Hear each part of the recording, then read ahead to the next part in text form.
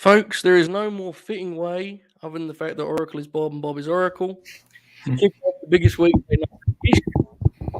And with the very first Grin Grappler, we talked about this for a long time now. It feels like a long time. It's probably been about 3 weeks, but in this business, that's about 18 shows. So much to discuss coming up this week. We're going to start things with a new monthly special, the Grin Grappler. 4 wrestlers we put up on a poll every month. You guys will select them.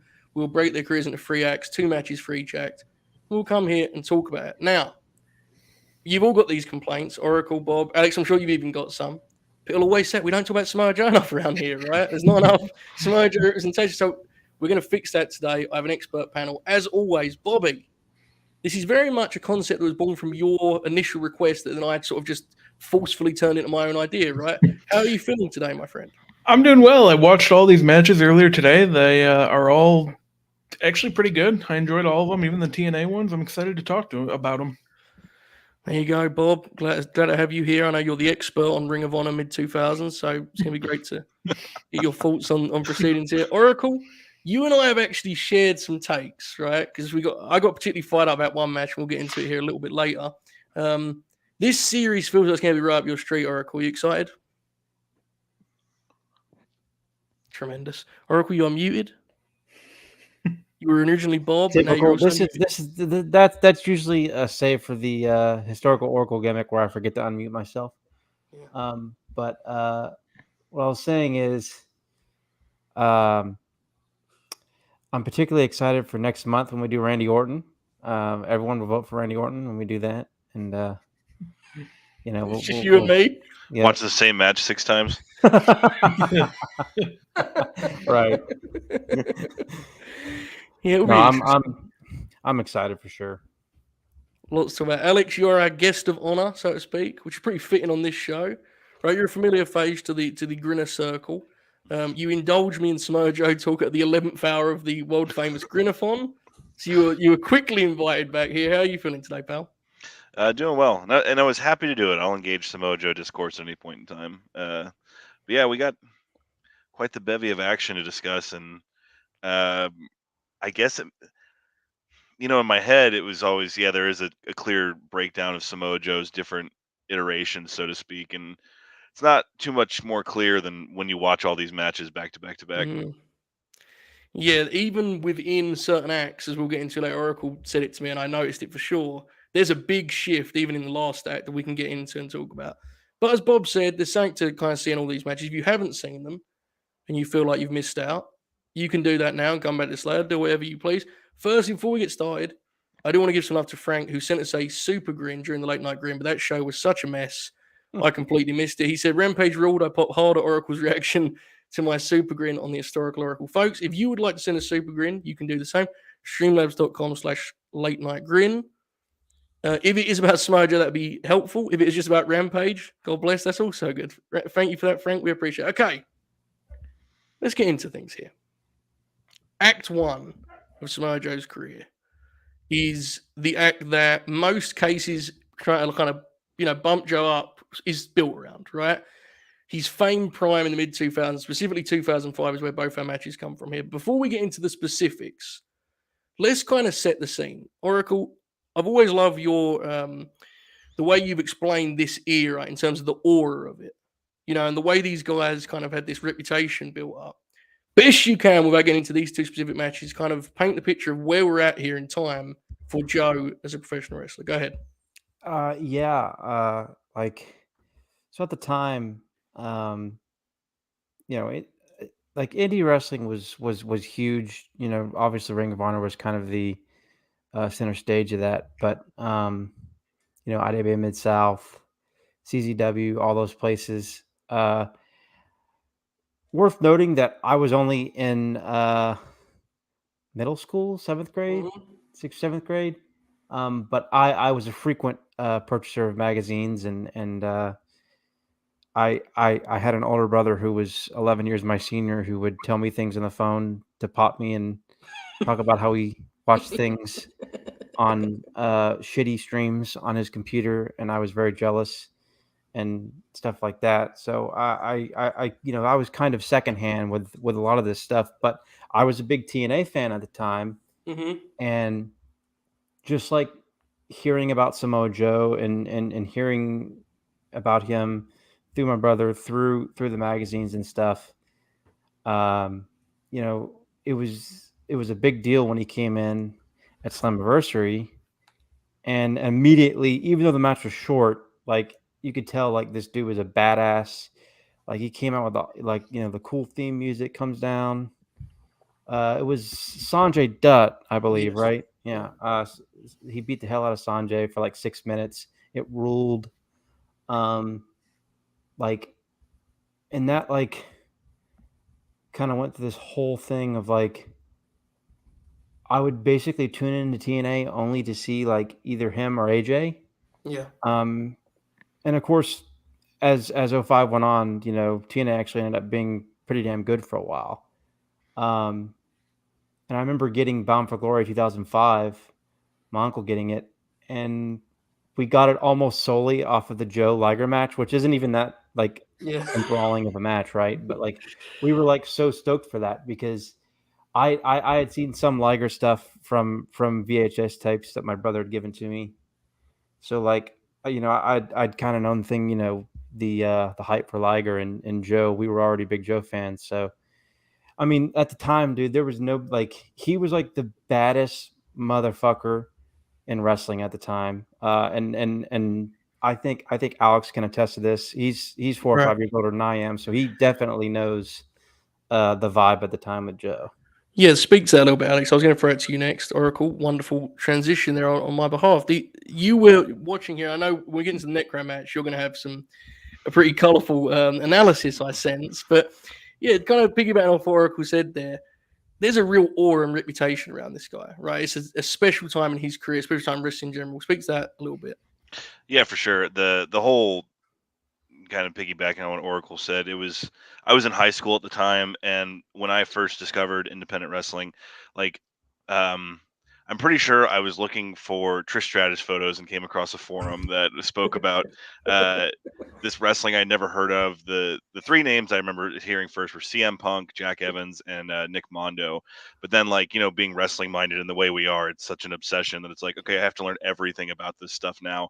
And it didn't take long for people to talk about Samoa Joe, and like the way people would write up about him and review his matches. It before I even saw him, it was like this thing of like so I would have been like a little kid when ECW was around, but everyone talks about that aura that Taz had, that some people thought he was like a legit shooter and like you know, never really knew what was real and what was not, like with his matches and stuff. And that's kind of what I got from Joe. The difference is when I saw Joe versus when I saw Taz, I was like, holy shit, this dude could really fuck some people up. And so like watching his matches and just I'm trying to think of the first thing the first Joe match I think I saw was him and Liger against Danielson and Low-Ki from Weekend of Thunder, and just how fast he was. And you know that when you think you're the smarkiest of the smarks and you know everything, and like just the way his punches would go and everything about him was different than everyone else. And that was a golden age of wrestling from an independent, you know, the independent golden age as we call it. And for him to stand above the pack and all that, when he came to TNA, like Oracle was saying, like I was so psyched to see what was going to happen. And they, you know, for that first year they had him too, they made him the baddest motherfucker on earth, man. They did a really good job with presenting Joe and making him look like the star that he is and was and probably always will be. But yeah, the biggest thing, it's kind of similar to what we're seeing now with AEW, where you know, even their top guys can do some independence and stuff like that. So back then, even though Joe was, you know, on TV every week with TNA, he was still doing ROH, and he was the star of a television show, and then having these like legendary all-time matches with people that you know, you could just read about, and you had to wait 3 months for the DVD to come out to see. It was a very, very unique time to be a wrestling fan, and he, I think, is like one of the prime examples or prime individuals of that era. Absolutely. Bob, is it fair to say the majority of these matches were new to you? I mean, we watched Necro. I made you watch an old Grin Along, right, a couple of weeks ago with Jay Shell. Yep. But if you took that out, like, how many of these had you seen before we did this process? Yeah, I think just the two WWE ones, because I would watch TNA like early on when he first got there, but I wasn't getting the pay-per-views or anything, so it was just like, I'd see him on TV, and like they presented him in such a way where you could tell he was a big deal, and I think that's kind of how I knew. But I never like would go out of my way to find the Ring of Honor stuff. And I mean, like the mid 2000s, I don't think you could even do that online, really. So yeah, it was kind of a process over the years, just kind of piecing together all this stuff, just including up to now, and still doing it. And it's pretty cool to do stuff like this.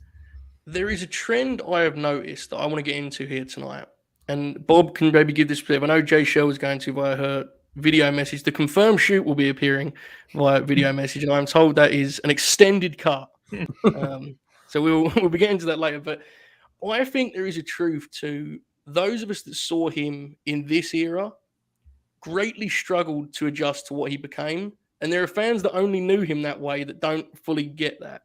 And I think we learned it with Bob when we did the Brock match on the Late Night Grim, where it's like, I can't watch that Brock match without imagining what could have been. I just can't. It's like a curse for me, Like, I mean, it's great, it's fun, but man, imagine if Samoa Joe had a time machine, So that's what I want to get into tonight, because I think that's a real thing. And we'll piece that together. Let me just answer one thing that I think Alex can just nod his head to for Bob, is that back in the mid 2000s you could get things online, but it was about finding the right torrent site. Yeah. Or the forums, and even with like decent internet connection, you had to wait 4 hours for a 20-minute match to download. YouTube didn't explode till like 2008 with the footage, so yeah, it was a while before that. Which makes it, I mean, we got 6 matches here. 5 of these are just on YouTube, like since will be watched at any point. So, you can take shit for granted sometimes, right? Like, it's interesting. Anyway, let's get into it. Act 1, Samoa Joe's prime here, mid 2000s. It's hard to just pick 2 matches from this, but I think we've probably got the 2 most iconic singles matches from this time. Mm-hmm. The Unbreakable Triple Threat is a candidate, but it's a triple threat. It's different. 2 singles match, I think this is it. We start June 11th, 2005. We're in Philly, IWA Mid-South, for one of those matches that's like, you've either seen it and you remember everything about it, or you've not seen it and you don't understand what we're talking about. Seriously, would be at the top of any wrestling fans list that has seen it in terms of matches you have to watch before you're done with wrestling, right? It's that level of insane. It's that level of nuts. Quickly, best I can to kind of set the scene before we go around the room on this one.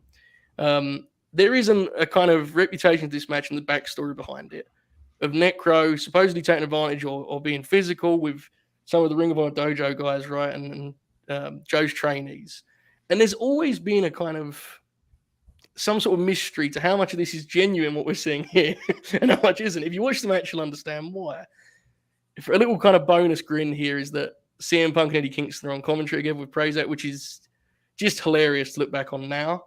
But that's really all you need to know. And even you don't even really need to know that. The violence is such. Alex, I'm going to go you first here. We're going to kind of piece this together as we go, because there's so much to talk about in this 10-minute bloodbath. Samoa Joe, Necro Butcher, talk about it the best you can without just doing a rundown of all the violence, because God, there's so much to talk about, right? Oh, yeah. It's like, I just showed this to a friend of mine that had never seen it before the other day. It was one of those, like, I made a reference to it. Like, I've never seen it. I was like, what? And it's on free on YouTube, like the whole cut with all the replays and everything. I remember, and I think we talked about this, I remember the main thing about this was it was in the afternoon before the first One Night Stand pay-per-view, so they could allow people in Philly to make the trip over there. And I remember getting on whatever forum, it was either No DQ or Top Rope Talk were my forums back in the day, and getting on there. And like, before One Night Stand started, a guy who went to the show had got home and got on his computer and like logged in to log his review of the show. And he was like, I've been going to the ECW arena for shows for 10 years now, and I don't think I'm out of line in saying this is the craziest main event that's ever happened in that building. And so that was like, what? So then began that 3 to 4 month process of waiting for the DVD to come out to finally see this match. And it's one of those that I don't feel like it could ever be overstated. Like, you just tell people, like, it's crazy, they hit each other hard, there's a lot of blood, and you're like, oh, okay. But until you actually sit down and watch it, it's you want to talk about, and he's become an unfortunate human being, but Necro Butcher had that aura that we speak of too, with like Samoa Joe, especially at that time. And it was just one of those things you never thought these two paths were going to cross. And so when it was announced, of course, Ian Rotten was the one who booked it, and everyone was just like, let's do it. Let's see what happens. But it's just, it is one of those, you can be the most jaded fan in the world and you watch this and it's what you want out of wrestling, whether you're a novice or this grizzled, like I said, jaded fan, because everything that happens in it serves a purpose in almost telling a story of a match. At the same time, it's like I think these guys are just really beating the shit out of each other. I don't know what direction this is taking, because Necro's got horrific hard way blood within like 30 seconds of the match starting, and it's one of the all-time independent wrestling matches, and it's definitely we're going to get to in just a minute. It would definitely be remembered as Joe's best singles match of that year, had it not been for what would follow in a few months. But it's just a bloodletting, and it's the count out finish is such a hard thing to pull off, and I think it's like the perfect way to end this match, the way it all plays out. And like you said, Kingston on commentary just screaming over and over again is one of the things that makes this such an enjoyable thing to watch. But yeah, it's if any of y'all haven't seen it in the chat or watching, man, you definitely need to check it out. It's everything people say it is. And it's immediate too, right? I mean, it's one thing to have some violent moments in a match, but this is the opening forearm exchange is horrific. You forget by the end of it because there's so much else that happens. But Necro, man, the opening forearms he's throwing. They're live. It's crazy to see. Bryce obviously gets flung over the top rope immediately there. Oracle, this is quite the scene. This feels like something that would give you great joy, my friend. Yeah. There are parts that I always forget because I've seen this match several times. Right. I began laughing uproariously both times that Necro fell on his head. Yes. Like when they did the power slam on the floor, I literally laughed for like 2 minutes straight. So did Punk. It was very funny. Right? Like Necro looked literally like a victim of a bombing. At points, like that's literally what he looked like. I mean, like I'm not even like I'm trying to find like an actual that's. It seems absurd, but it was so violent. Yes. The bloodletting was that it was like it literally looked like he was in some sort of horrible war zone or disaster of some kind. The power bomb on the guardrail, like that literally looks like he's ejected from a car. The way like he falls on it, it's horrific. There's also moments of like blunt violence, like when Necro just flings him over the railing onto like the rampway, like for no apparent reason. Dude, just when he does that, Joe he just flings him, and Joe lands like spine first on the fucking ramp. And like the commentary, CM Punk constantly name drops Rob Naylor, and it's fucking hilarious. Yes. Because if you're a Death Valley Driver person like I am, and know Rob Naylor, and I've met Rob a few times in person, like it's funny as shit because Punk is like, it's definitely a Rob Naylor type match. So like and Punk just won't shut up about it, and it's hilarious. So that popped me, and weirdly enough, I'd forgotten that was like Naylor gets name dropped literally like 12 times. Totally insane. Like the strike, like the final like knockout strike exchange was literally some fucking like it's about as close as you'll ever get to like a boxing fight or like a standing exchange in a UFC fight or something like that. It's the closest you'll ever get in wrestling to something like that. Obviously there's pro wrestling elements to it, but like that one, like the one knee that Joe throws. He grabs his hair too because Necro's like, I'm done. He's like, no, you're not. And he brings him back for one more. I mean, I know my descriptions were a bit graphic, but I'm telling you, it's fitting. I'm telling you, I don't think I'm too far fetched with some of my, because that shit, it fucking ruled, man. Like one of the all-time great matches. You mentioned the finish where Joe like visibly gets frustrated with how he's hitting him to the body and just goes off, and if there was a snapshot, like a 20-second clip that could define this era of Samoa Joe, that's it, right? That just salvo. Good Lord, he lights him up. Bob, folks got to see you watch this in real time over on latenightgrin.com. But just reviewing it best you can. I know we've covered a lot here, but this is a blast, isn't it? Yeah, I'm glad I got to see it with commentary this time. I think it really adds a lot. Just, I said it when we watched it the first time. It's not like any wrestling match I've ever seen before. Mm-hmm. And you get 2 minutes in there in the crowd just throwing chairs at each other. Like it rules, man. Like I like the sprint in general. And then when you just start exceedingly violent the whole time, it's awesome. That's a good point, Bob. You mentioned the sprint. And at some point, I think we all use that term a lot on social media when Brock and Goldberg did their thing. And I think at some point it got to like too far in the other direction, right? And it's a balance. Joe's versatility in this era is incredible. I mean, this is the same guy that in this, 3-year stretch or whatever, did 60-minute draws. Like, it's nuts to think about the range he had at the absolute peak of his powers, because he's not. When did Joe turn pro? Do we know that 2000? 2001? I think I'm pretty sure it was 01. Yeah. He was He was in UPW, was it, with Cena? Yes. He was a Bassman guy. Yeah. It's just it's wild to look at the range he has here for a guy who's not really that deep into his career, right? I mean, this is an extraordinary prime considering the circumstances. This match, I think we can all agree. At the end, I want to kind of rank these matches, but even without doing that, if there's one match in this project you guys at home watch that you haven't seen, any, like this is the one, right? Like has to be seen, all timer. Necro Butcher match. There you go. Okay. Now this one I think is going to be divisive.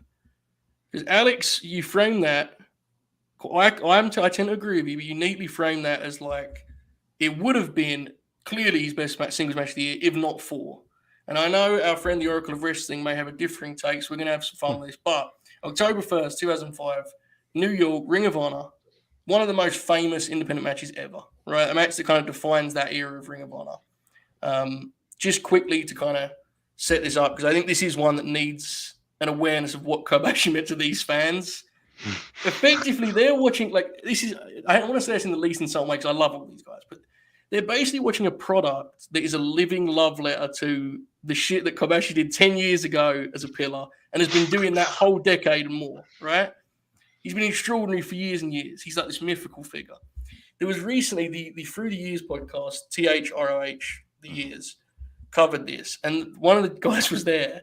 And he said the crowd popped when they brought the steps out because Kenta Kobashi needed the steps. He was like, I ain't getting in there without no steps. You need to get me up to the ring, right? It is what it is. No pop for that. The atmosphere for this is the match. And I don't mean that as any spite on the physicality because it's wonderful, but the atmosphere is like all-time stuff. It's such a special match that after they did it, it was decided this can't have commentary. We need to just get this out there as is. A commentary would ruin this. The story itself is simple, really. It's the home ace trying to prove himself against the legend that kind of his style is a tribute to him in many ways. Now to the match. Oracle, I'm going to go you first here. Because I know this match has been somewhat polarizing through the years. Because it is, I guess, slightly one note, you would say. Now, Oracle, speak to your problems with it, or not even problems, just kind of where you're lowering it than the norm, so to speak. Go ahead. I mean, I'm not. The match is clearly great. Right. I think part of the separation for me is that I feel like if I was more around Alex's age, I would probably be a little bit more compelled to like the match more. But this isn't even like a thing. I was old like Alex. Well, no, because you and I are only 4 or 5 years apart. But I know. I get what you mean. But I also don't. I actually don't think I've ever seen the entire match until this week. Wow. So like I've seen like the chop gifts and stuff many times, but I'm not even sure if I've seen this match before. I've seen some people really slam the match. I wouldn't go that far. Like I've seen people on some message boards call it this total cosplay. Like I don't agree with that. Like the importance and like the mythical sort of idea of the match is too big for me to slam. That's absurd. In terms of atmosphere, I think it's probably the best match we've watched from the 6. Like, it's not close. Right. In terms of what they actually do in the match, I mean, it's weird because I think they just kind of over relied on the striking and stuff and chops and stuff, and I feel like this, to me, it felt more like a Kobashi Noah match than it did like a Kobashi All Japan match, but that's partly because, I mean, let's face it, this is 2005 Kobashi, not 95 Kobashi. Exactly. I don't think he's going to go up, and do his moonsault shit, right? Exactly. Yeah. Like, so in terms of like the physicality and stuff, it was great. I think I came in here expecting to see more mid-90s Kobashi, and I realized that, wait a minute, Right. 2005 Kobashi, I don't think we're going to get that. I think that was, I don't even know if it's a criticism. It was just kind of, I probably had the wrong expectations. I will say that my favorite moment of the match is when, like, the crowd's obviously like eating the whole thing up, but when Joe hits his tope, Yes. and the fucking place explodes, and I'm looking into the crowd, and I see people I know from like I don't know, being a fucking nerd for 15 years. It talks to me when you see like fucking Johnny Sorrow in the front row, and I'm like, holy shit, that's Johnny Sorrow. But that man, that spot, because like that tope and then the brawling on the floor is fucking incredible. That whole like 5-minute section was my favorite part of the whole match. Post match was great. Yeah, I think ultimately, I'm kind of thinking on the way as I review it, but I think I just had like, I kind of forgot that there was like a All Japan Kobashi and a Noah Kobashi, and I just wasn't. I think I was expecting more of like mid-90s Kobashi, and I think it was kind of like, I don't know. I think I was expecting a little bit more high spotty, which is not something I would usually praise or anything, but I was expecting. But then of course it's fucking Joe. I mean, Joe can do that shit, but it makes more sense that they work the match this way too. If you think about it, I mean, it'd be silly if they worked it like, the fucking Unbreakable triple threat or something. So, yeah, great. No question, a great match. I wasn't even disappointed by it. I just not I your had different favorite expectations. stylistically, right? Yeah. You mentioned that the dive there, the kind of opening portion. Joey is clearly fired up anyway, but you can tell that when he realizes how loud it is in there, like he goes up again. And this is something that I messaged Oracle about. There is clear evidence throughout this thing of like how much Joe, increasingly, especially as he got older, was fueled by the live crowd. And there's a match in the third act that in London, which we'll talk about, where it's like it appears they kind of bring him back for a bit there, right? And then other times there's one in the second act where they're very, very quiet in a certain building that we'll get to. And it's interesting to watch him. He's kind of contemporaries of that golden age have been so consistent for the last 2 decades. Joe increasingly was a guy who relied on atmosphere and that whole deal. There's a sign of it here, even though at this point he's incredibly consistent also. Bob, I'm assuming you hadn't seen this. Without as much context as others will have, how did you feel about the match? Yeah, it was interesting because, without having the context or story, the crowd was still able to kind of get me into it right away. And the physicality, those are really the two things that stood out. Did I think it was a little bit kind of slow at parts? Yeah. But, I didn't really ever, while watching it, want it to, wrap up, if that makes sense. I just kind of knew what they were going for. And, it was really good. Like I said, maybe, the difference between me and Oracle is I haven't watched Kobashi, from other times. So this is one of the only experiences I have with him. So, I mean, maybe with that context, it's different. But yeah, I really enjoyed it. I thought, the physicality in the crowd alone really carried it. Fair to say, Bob, these are as violent as you've ever seen in there in terms of chops. I mean, the sweat and it's outrageous, right? Mm-hmm. Alex, I think essentially you and I are going to be the higher men on this one. I adore this match. What about you? Oh yeah, it's ridiculous to think of that we had. I was just speaking of the legend of the Necro match, to have two matches like that back in that internet era within 6 months of each other. So I remember getting on the forums after this, and again, phones were not developed. It's kind of funny to think between 05 and 2010 how much technology advanced, because the way I read about this match was a guy posted on a forum that his friend just called him from the payphone at the venue and was like, it's the greatest match of all time. So he like posted on there, and then those who were around at the time will remember, man, Gabe got that DVD out quick. It was ready for Christmas, because I remember it was under the Christmas tree for me. I was still in high school, I think, and I'm so happy. And someone called out in the chat, I did want to mention, I don't know if y'all know this, Joe told this story on Steve Austin's podcast.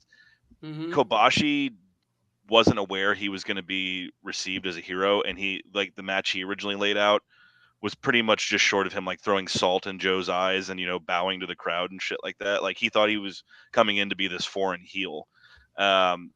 It's that's something else that people, I think, don't really understand is Kobashi, and then the year prior when, or it might have been the same year when they brought in Kenta and Marufuji for the first time. Those dudes that came over from Japan had a massive chip on their shoulder that they had something to prove. And recent years with Ring of Honor, I remember Okada worked a pay-per-view match and didn't bump one time, and I was just like, God, what a legend.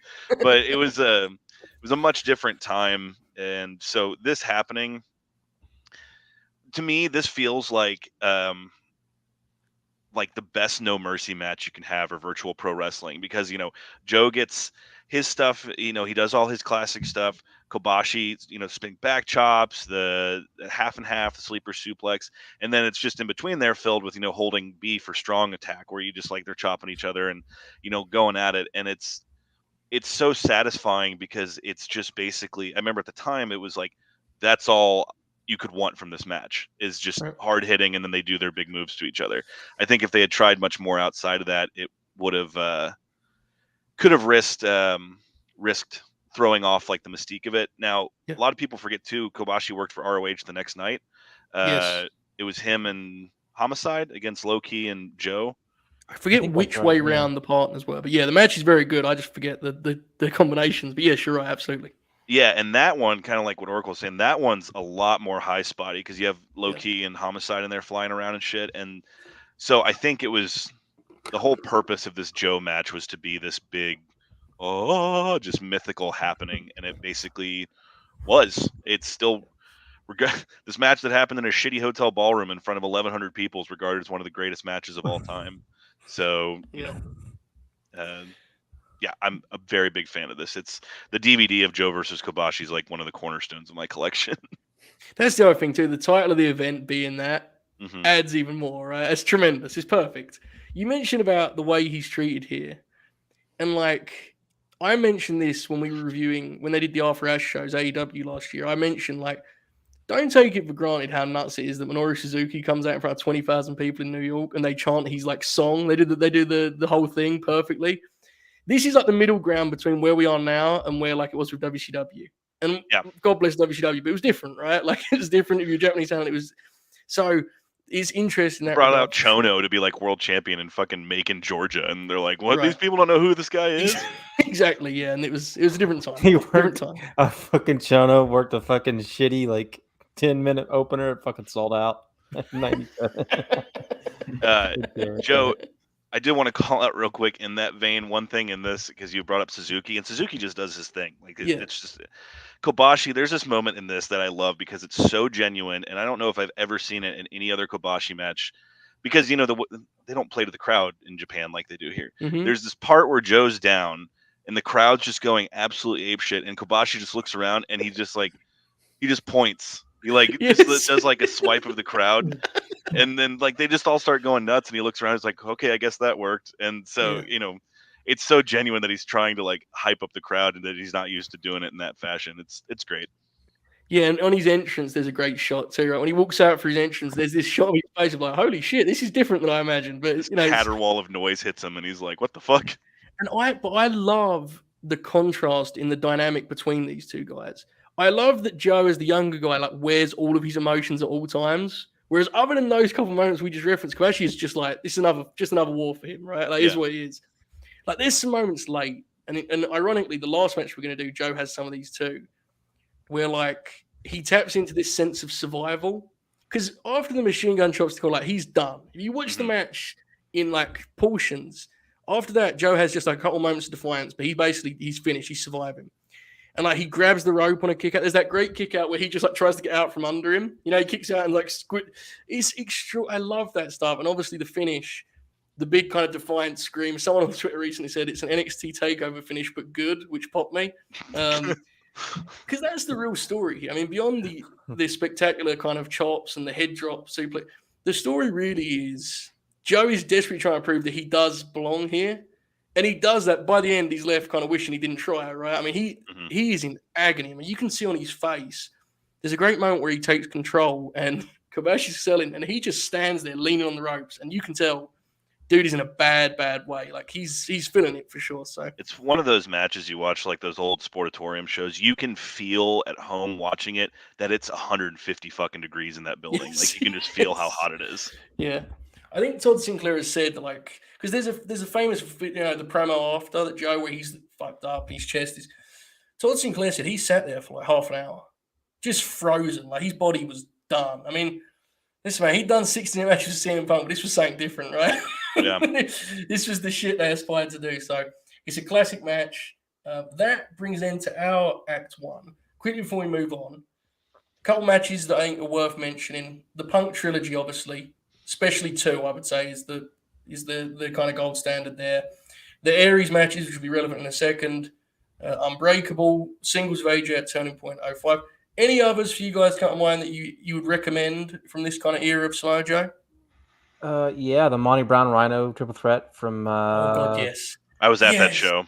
That match is incredible. Yeah. Wow. Okay, that rules. That's Hard Justice, Alex. Hard Justice 2006. Most known for being the night the roof caught on fire and they had to evacuate the building on live pay-per-view. Okay, that's a podcast in itself. We need to tackle that some other time. That's extraordinary. I'll give you the first-hand account of it all, man. Oracle, I think me and him could just start listing off TNA matches to check out. But there's a definitive one. It was the first Impact, I think, where they went to Thursday nights, and it's him and Daniels one-on-one for the X Division title, and that match is amazing. Mm-hmm. Everyone goes to the triple threat, but another kind of hidden gem from that era. I think it was his second pay-per-view in TNA. He wrestled Chris Sabin. They had like this 15-minute banger, and there's also anything Joe did in his first year in TNA. Just check that out.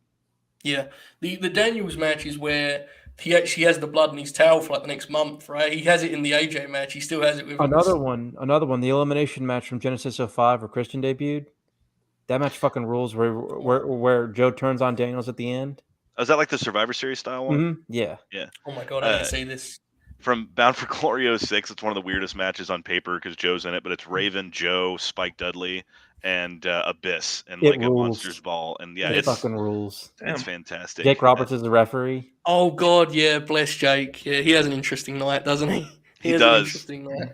I always respected he taped up his wrists for the job, but there anything also like you want to talk about Joe's like aura during that whole CZW ROH feud. It was kind of the thing of like crowds would be into things happening, but then when Joe came out to like defend Ring of Honor, people like, would just go ballistic, and he always turned it up a bit. And of course, he's one part of a quartet, or excuse me, a collection in that, but the CZW ROH Cage of Death match, if you've never seen that, check that out too.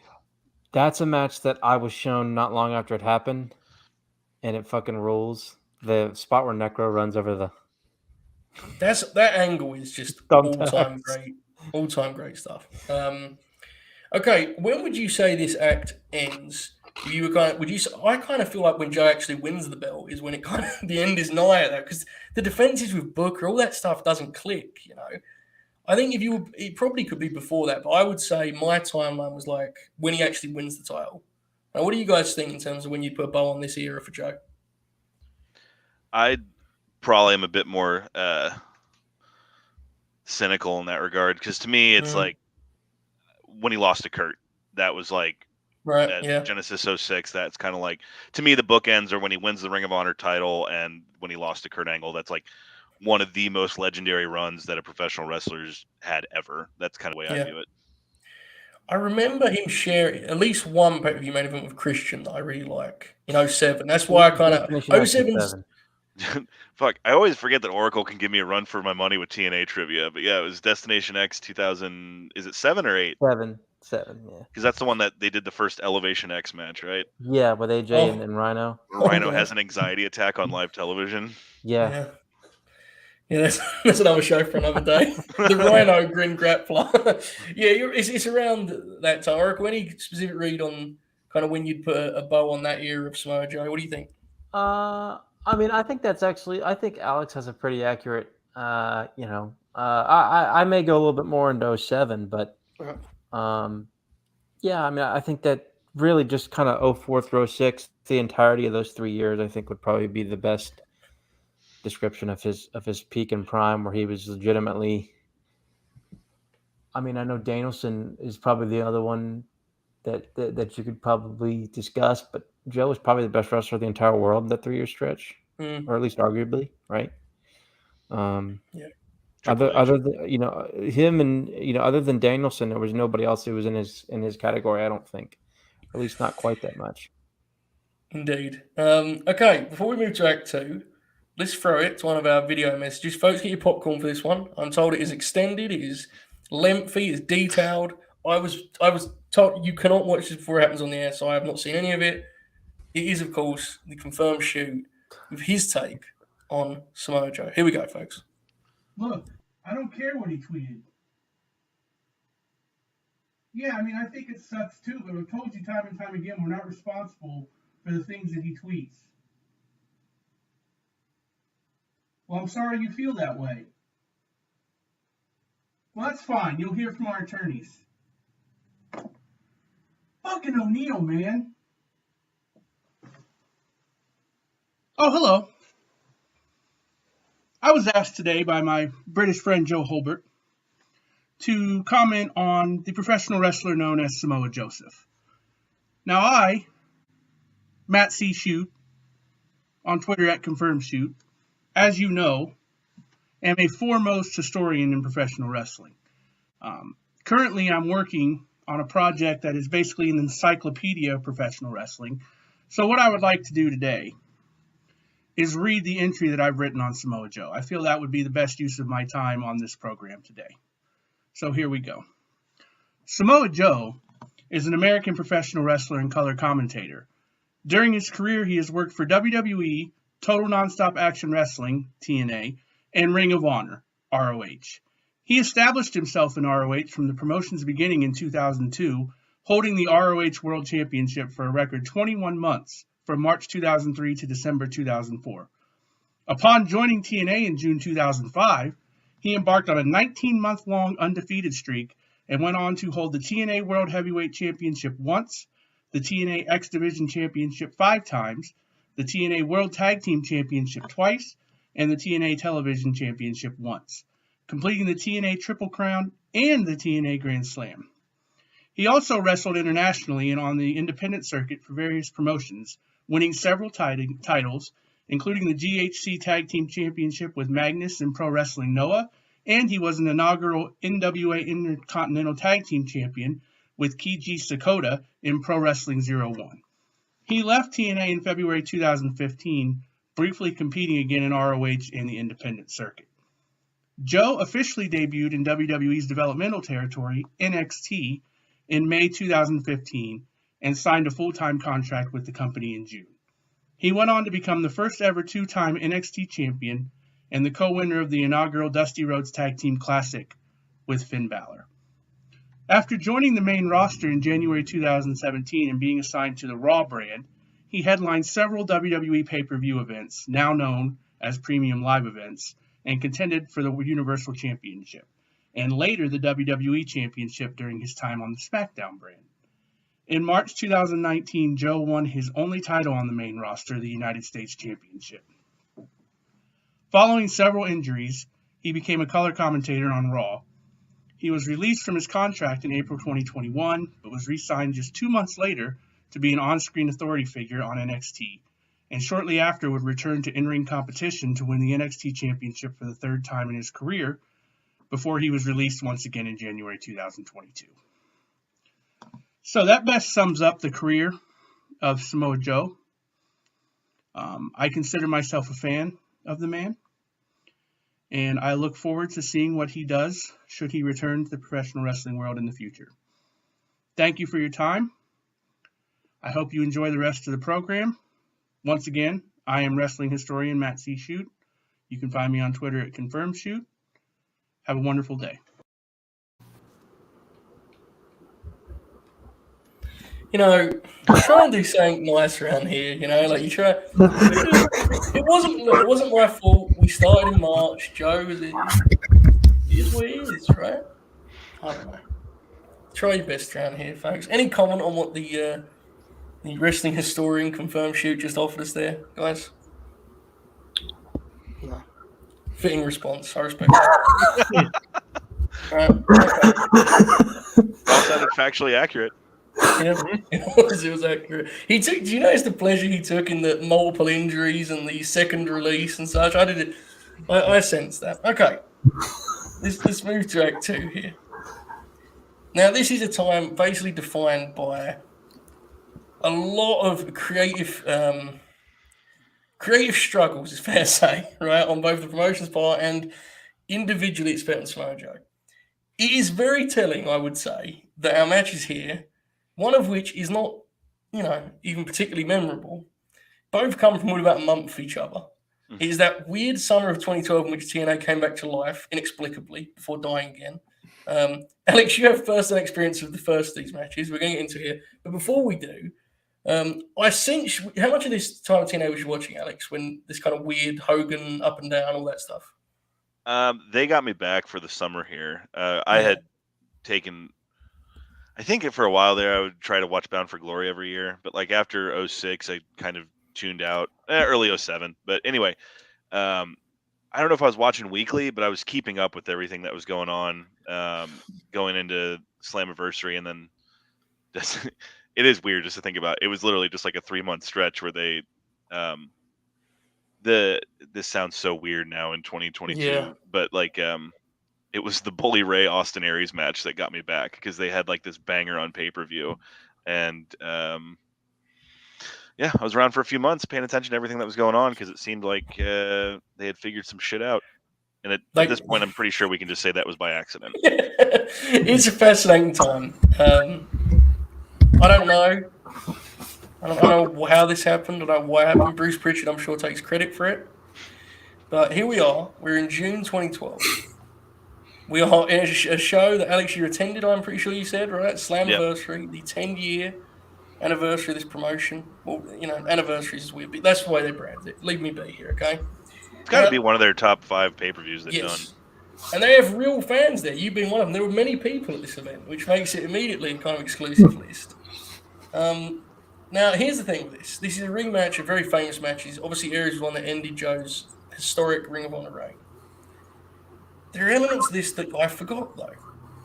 For example, this match had a build in which I believe one of these men sprayed a water bottle at the other, which caused great tension among them. In addition, the match was booked without it actually being a sanctioned X Division title match because at this time Eric Bischoff had done the weight limit thing. Remember this? This was that time where you had to be under 225. So instead, they started the show by Hulk Hogan saying, "We're going to go old school. Joe can wrestle for this belt." Actually, I don't remember if Hogan said or whether or not he did say, "Well, brother, it's not about weight limits; it's about no limits, dude." I hope he did. I'm never going to find out, but I hope he did. I was right because on the commentary they mentioned the old school thing. I was like, oh, of course, yes. Now look, folks, everyone knows fucking Austin Aries. Bob's got a blood feud with him. This is not about him. It has to be said, though, to understand the context, this is like the height of his national stage career, really, right? I mean, he's red hot, on fire. This is the opening match. Alex, you were there, so it feels fitting you kick us off here. It's one people remember very fondly, X Division title match, Joe and Aries. Go ahead. Yeah, it's a great opener, and you called it out already. This is depressing to watch, man, because the way the camera pans Joe when he comes out, you see the arena over his back shoulder, and in the entire 360 pan, it's full Like there's Mhm. people actually at the show, and like they show a couple wide shots where it's like, this is when TNA looked like a real professional wrestling company, like, and could actually do something. So it's kind of a bummer. Yeah, I remember we got to the building kind of late. We got to our seats right when Aries was coming out, and I was a mark for it's just like ROH and shit like that. And I forgot how good this was. The main thing I remembered from live is going into the end of the match. They do a callback to the finishing sequence of their Yes. ROH title match, which I'm a fucking nerd for stuff like that. I actually took some notes on this. Joe was up for this. There's like a part when the bell rings where Joe is one of the most visibly readable wrestlers in terms of like he's into what's happening now. I always think about the Brock match when Brock's music hit, when the Grendel roar goes off. Joe just shakes his head like, I'm ready for this shit, and I'm like, he's on, he's ready to go. Yes. And same thing in this match when the bell rings. I think he stomps his feet or something. Gotta say it sucks. Aries ruled, man. He was so fast. Like his shit always looked believable, and he's obviously a loser, and he's kind of in a spot he deserves to be in now. But he is not someone that I can accept when people say he was never good. He was just the only one around. It's like, nah, he was good at the shit he could do. And I did one of the main things I wanted to call out was at home, a young Aubrey Edwards watched this match and took notes from Brian Hebner's face acting the entire match. That dude, like, there's a part where one of them has a submission on the other, and he's like standing over him like this, like, "What are you gonna do?" And I'm like, dude, fuck off. It's that, and I didn't know that this was the famous match for when Taz said on commentary the flip just got switched, because I know that Matthew from Botchamania has always used that clip. I didn't realize it was this. But aside from that, it's great. It's it blends some of the stuff you've seen with them before, but it's also a really high octane opener. The crowd's just on fire, so everything about it was clicking. I did want to ask you, Joe, what did you think of Austin Aries' leg kicks, and more importantly, Samoa Joe's defense of said leg kicks? Well, Joe was always consistent in his form there. I think there's flaws to it. I would suggest that technically there was many issues. I will say though, and I was going to mention this to you guys, Joe was a team punishment guy, wasn't he? It's right. Yeah. And that's like a weird part of history that's kind of like, rightly lost. I don't know why anyone would talk about other than us fucking nerds, but it's worth bringing up. I don't know if it's the best choice for Aries to. He does in a couple of these matches. He does like the shooter opening, right? Joe does. It's always pops me. I forgot about that. Yeah, he helped Kendall Grove in his training camp for the Tough finale that he was on. That's just always really funny. Yeah, but like anything with these older matches with these like real pros, there's things to be learned. I think Aries, when he does his big punt at the end, it's the only leg slap in the whole match, and the whole crowd reacts like a gun just went off. Yep. And so it's just like on the money. Yeah. Big fan. And it's only about 11 minutes long. Excellent action-packed opener. Oracle, your thoughts on this one? My God. Yeah, this was. Jesus wept. Was that your mic? What? That sounded like Austin Aries did the punt kick to you. Holy shit. I had it set down. I thought I heard a loud scraping noise. Oh, that's why the sound changed. Okay. Well, in future, don't say it down that way, because it sounded like that sounded graphic. Go, carry on. Yeah. So. Shit out of it, pal. Go ahead. But you're good. Yeah, I remember watching the show live. I definitely paid for it. But I remember watching the show live because I had, funny enough, I watched Lockdown 2012 live. Same thing. I paid for it for sure. Definitely. Absolutely.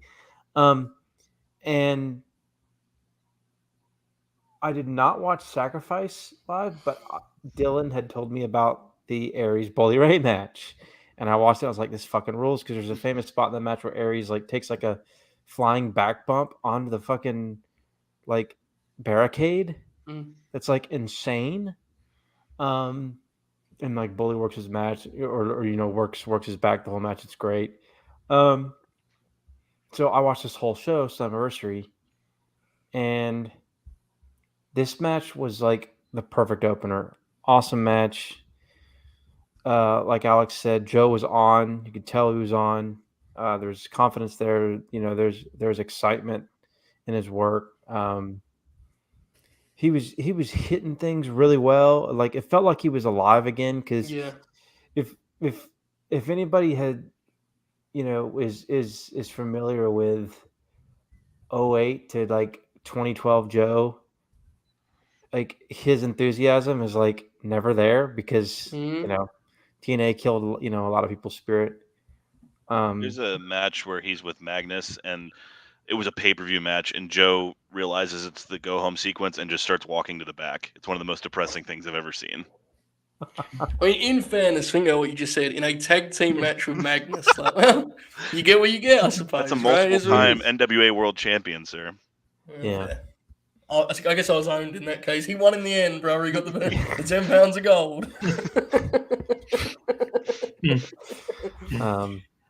But yeah, this match ruled, and it's as unfortunate as it may seem now, or at least annoying, maybe, I don't know. But Aries was a great worker. Yeah, like legitimately was for a long time.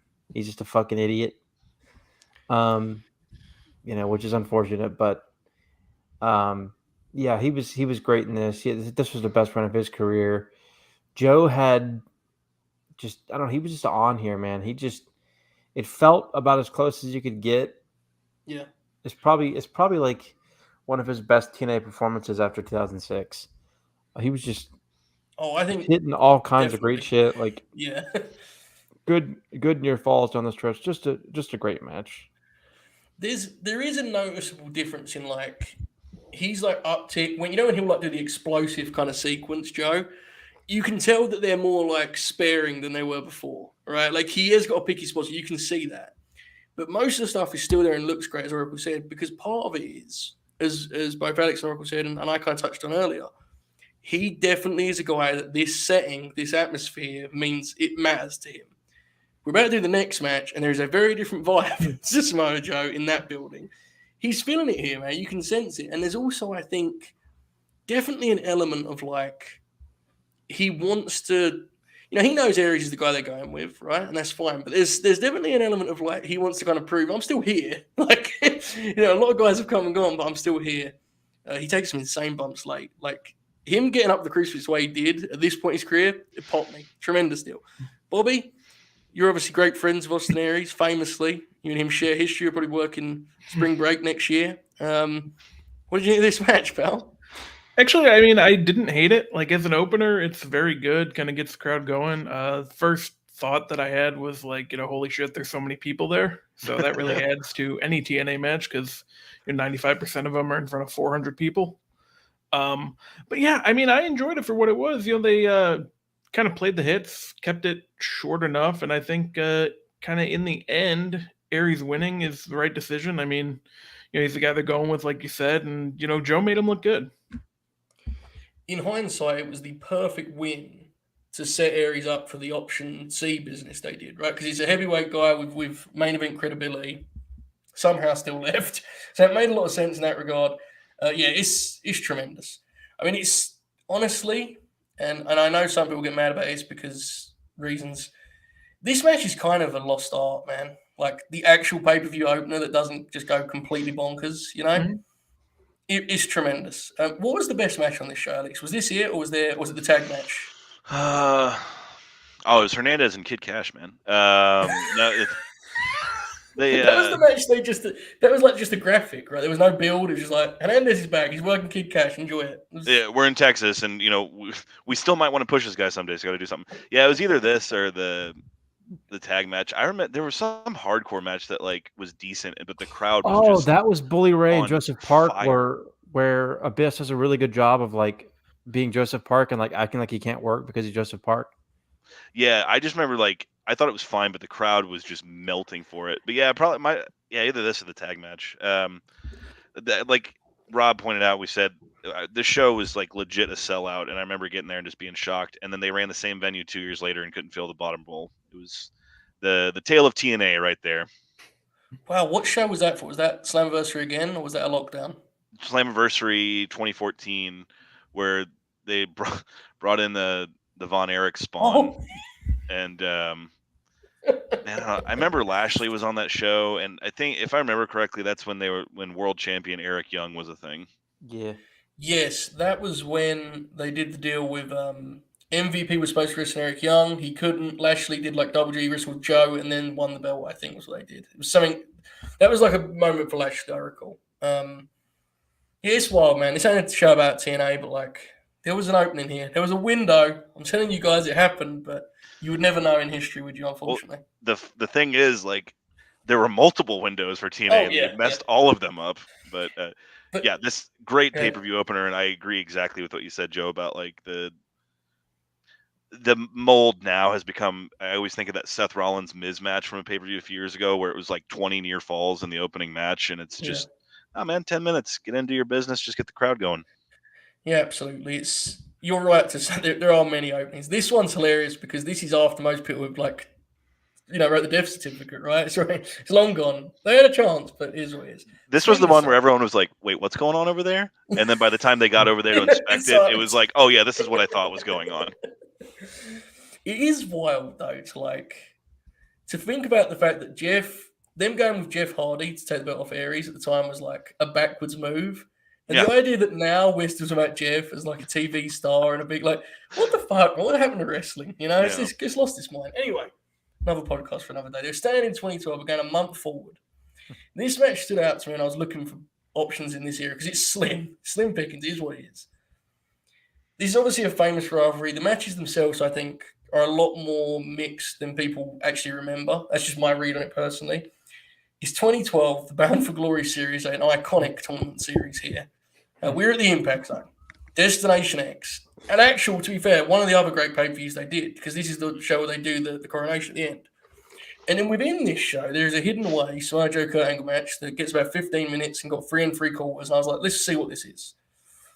Now, I have to say, and we're going to go around the room on this one before I even give any take, but like, it is fucking insane to see how much different Joe's body language is in this building than it was at Slammiversary. He looks like he could fall asleep in there.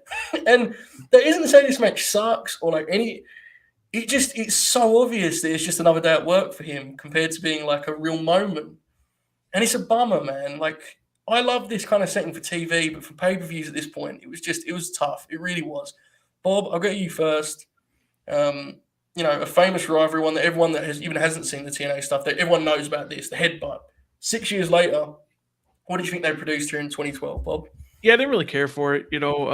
Obviously both guys are good, so they made it work as best as they could, but like it just felt like it was missing a whole bunch of stuff, like not even just from the first time, when they had all their stuff in 2006. It just felt kind of off. Like, the whole Bound for Glory series concept is dumb, kind of like you talked about. It's in a smaller building now. Like, it was just kind of there, and that's not what you want from these two guys in particular. You kind of want it to be like a big deal. I just think there's a sense that both guys are more than competent enough to turn out a good match, which I think, like, objectively is a fine professional wrestling match, right? Yeah. Like, we're not sitting. It's just none of it feels organic because one of them is done and finished and Kurt, and the other one doesn't care enough to change that. So they just kind of do their match, and it's pretty decent because it's Kurt and Samoa Joe, but it's just it doesn't have any kind of feel or kind of intensity to it. Oracle, where was you at on this one, pal? Yeah, I mean, it was just kind of lifeless, like it was solid. The one spot that I noted in my head, and then you posted a clip of it, popped me. Yes. The missile drop kick to Joe's back, to the back of his neck. It seems that's like the one where he pancakes forward. Yes, and Yeah. it appears that Kurt's kind of looking at Joe's back like, well, how do I approach this one? Oh, fuck it, let's just do a drop kick, and he just sort of froze himself. God bless that man. He's nuts, isn't he? Yeah, that popped me. I mean, it wasn't bad or anything. It was just kind of paint by the numbers. Kind of going through the motions. Get your points at Bound for Glory. Yeah. I hated that shit. That shit's stupid. Yeah. Where they all wrestle each other for like 6 months before they can figure out who gets the number one contendership, whatever the hell it is. I don't know. I could never figure that shit out. It was very confusing for me. Well, It the went worst part on is and the on and on. commentary.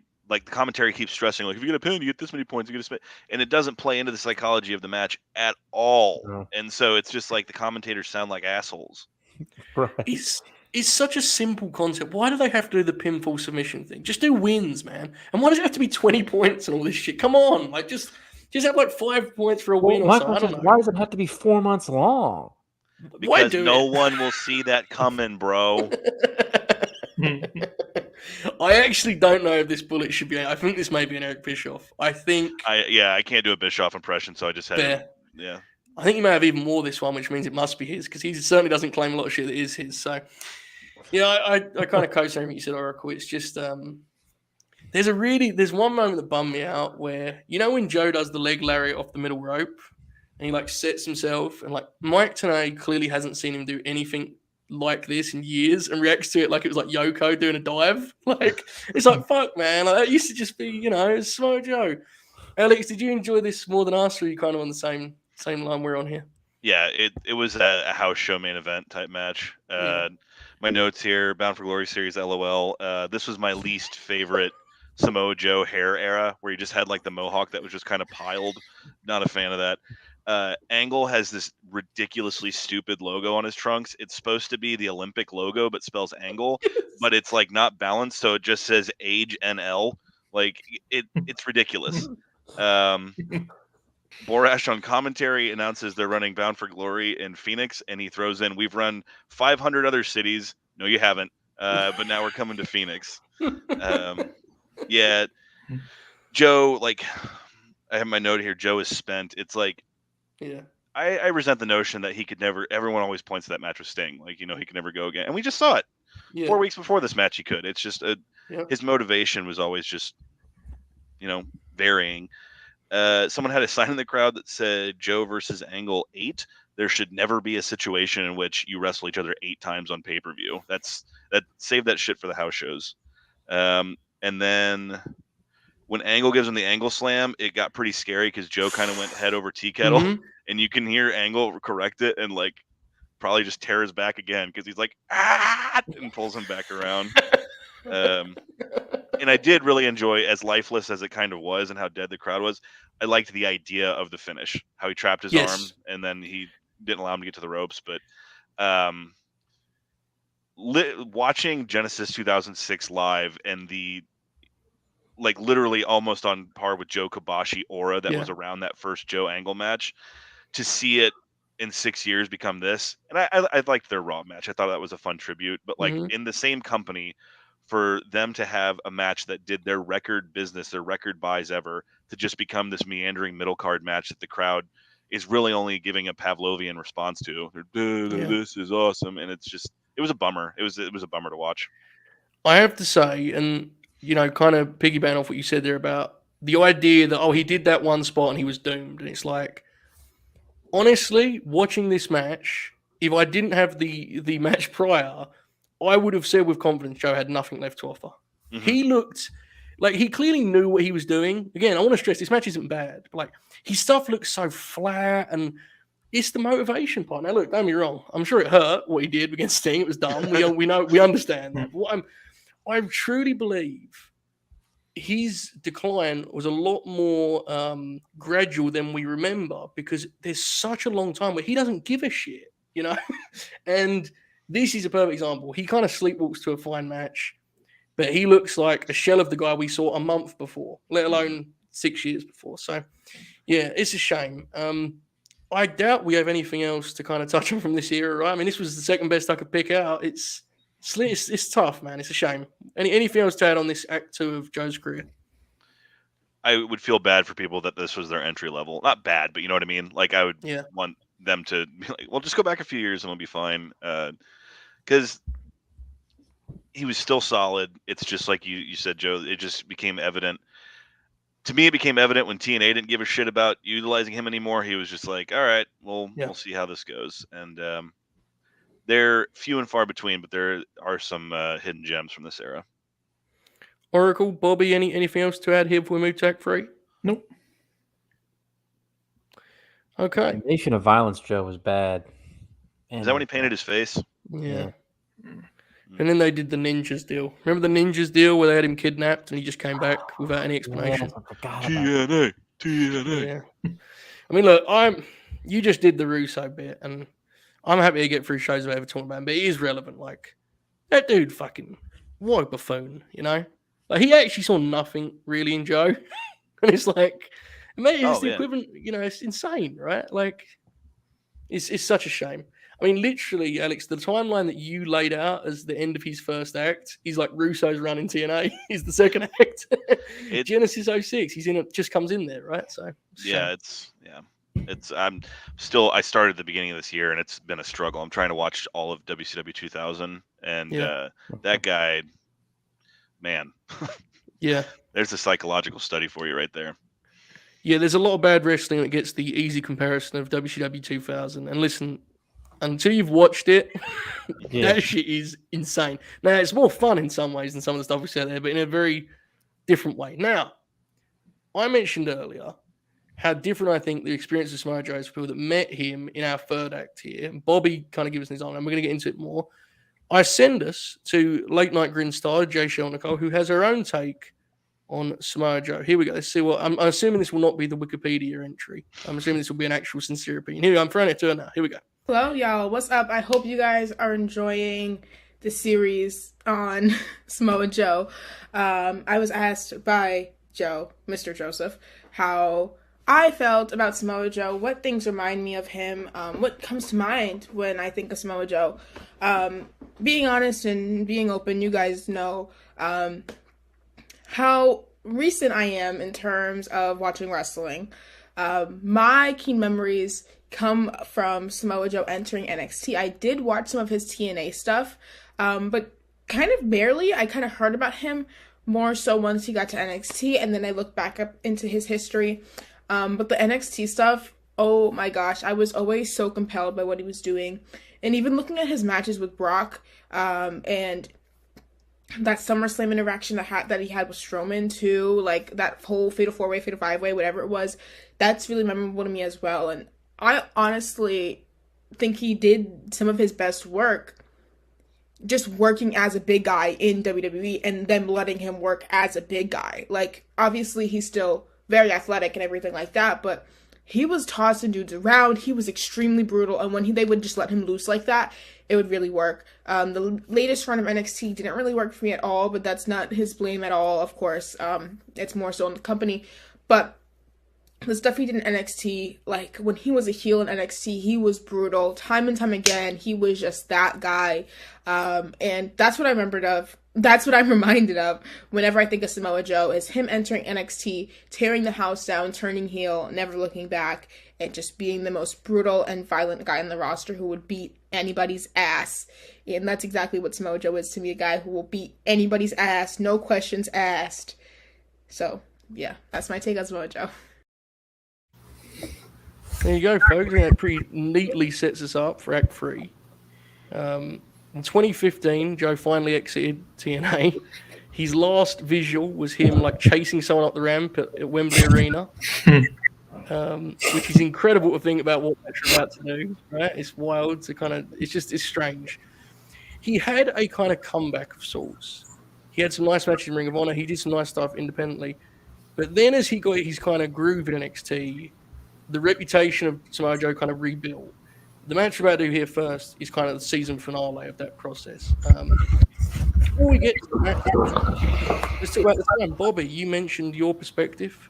Kind of flesh out a little bit for us, pal. He debuted NXT Unstoppable, TakeOver Unstoppable after the Owens-Zayn deal.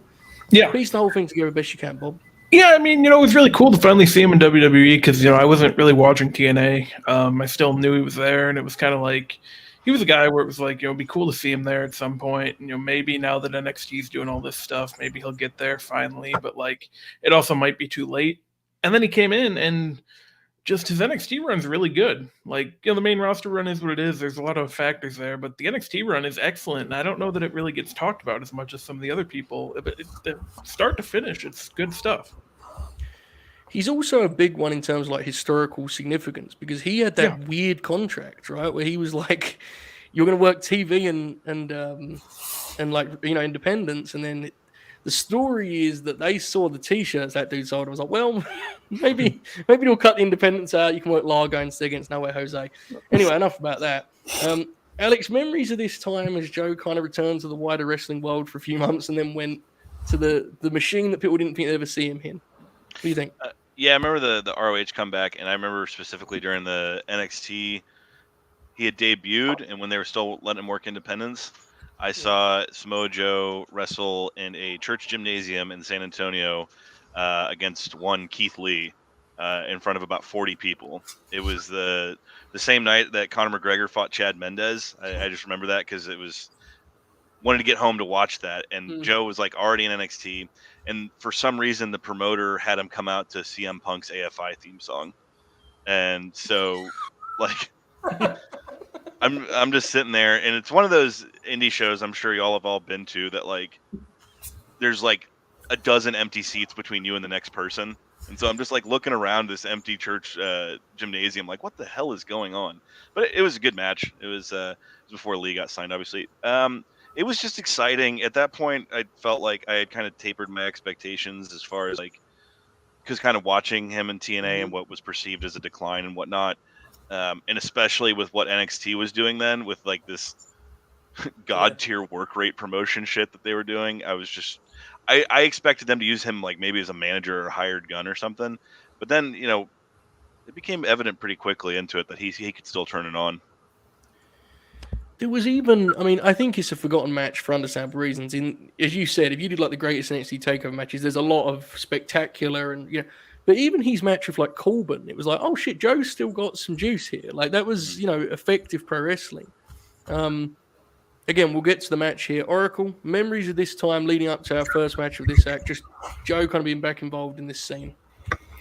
Yeah, so I remember when he debuted at Unstoppable, I was working at a summer camp in college. And it was actually the year I graduated college, but I worked summer camp my last year at the summer camp. And like the first few days I was at the camp, Unstoppable happened, and I was scrambling to watch the show because Sasha and Becky happened. Yeah. That was, of course, a highly acclaimed match. And then Joe's debut, and I was like scrambling because like I had to like try to find the time to watch it. So I remember like scrambling trying to see it. And I didn't really see any of like anything until I got back like the very end of July, 1st of August. And so I kind of watched the at least kind of caught up with the video packages for the Brooklyn build, and then kind of got my first glimpse of Joe in NXT at Brooklyn. I think it was that the Corbin match? Yeah, do you remember you said the promo package? Do you remember the line where Corbin's whole promo was about like you had to do all of this, work all of these shows, and I just had to, to call them. And Joe did the line about like, yeah, that's true, but they called me. And it was a great to me, and Joe was always a good promo, but this is when he really becomes like an outstanding promo. This stretch here, he's incredible in WWE on the microphone. Like it's really interesting to watch that part of his kind of game. Like he obviously realized it was going to be more important. He was a hell of a promo here, right? It's interesting. His TNA stuff and a lot of his ROH stuff was always very Psycho Sid. Yeah, talk really quiet and then get really loud. That was right. kind of his formula. Yeah, it's interesting. Like I heard him saying, I think it was the Talk Is Jericho he did, where he said like Arn Anderson was a big influence, and he never put this together. When he said it, it was like he's older promo, like older meaning as he got older. There was a lot of Arn he was channeling in those. Like that tone he took. It's one of those things. Once you see it, you'll get what I mean. Like it's interesting, and that kind of carried his WWE run. And I liked some of the matches, but it did. Okay, let's get into it. Takeover London. Much like Alex was for anniversary, I was there. This is a fascinating moment because, as I said, he's in this building 9 months earlier as MVP's backup in the memorable Beatdown Clan, which honestly, in fairness, kind of was the blueprint for the Hurt Business. So God bless them, right? This building was one that Impact run regularly and sold out. And it was like their famous kind of top attendance for a long time. And here he is back here in the main event of a Red Hot promotion, Red Hot brand, I should say.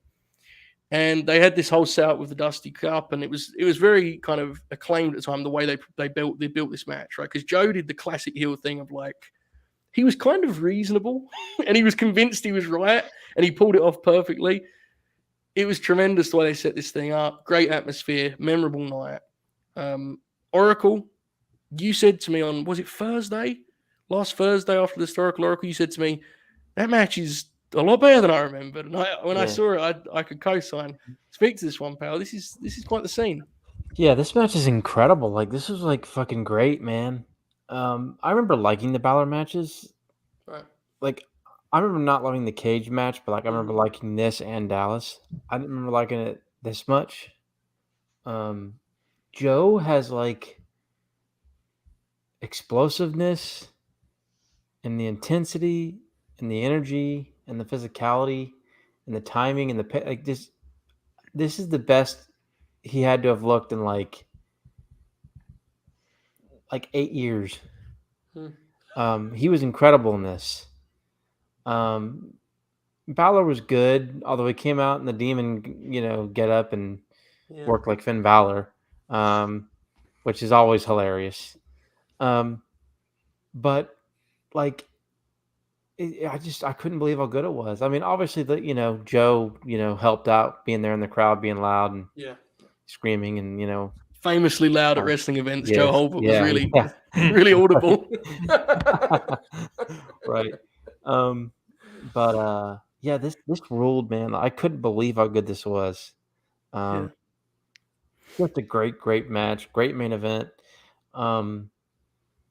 Like there were near falls and stuff, but it wasn't excessive. They hadn't really reached the excess yet, though. Yeah. That wasn't until Tommy and Johnny and the rebel heart had not started pumping yet. Right. Right, exactly. It is noticeable, right? The difference in house style. Like, I messaged Oracle that this kind of reminded me of like a Bret Hart, next generation era kind of WWF title match. But the way it was paced, it was really kind of striking. It wasn't as I recalled it at all. It was interesting to watch back, especially because I think it was very evident that Joe adjusted to this style like incredibly well. He was great in this match. You said Oracle. Bob, was this one you watched when it happened, right? This would have been, right? Yeah. Because this was the one like Wednesday or Thursday or whatever. It was on at like 2 p.m. here. Yeah, because they ran it in London. Yeah, I did. I haven't watched it since then, and I also kind of forgot how good it was. Like, it is one of my favorite TakeOver main events. Like, you forget because it's been 6 years at this point. Like, stuff is really good. And yeah, I'm glad you picked this one. I didn't know if you're going to pick this or the match with Zayn from NXT TV where they took the whole hour. Too long. Too long. I have my limits, bro. But it was a famous match. You're right, bro. But yeah, it ruled, man. Like, I forgot how good it was, and just perfectly fitting main event. And you talked about how they'd kind of go over the top with that sort of thing later on. But this is really a nice balance of what you want from a main event. It also had, and this may sound nerdy of me, but it's the truth. It had one of my favorite wrestling crowd things, and it happens in the next match too, which is a lot quieter to begin with.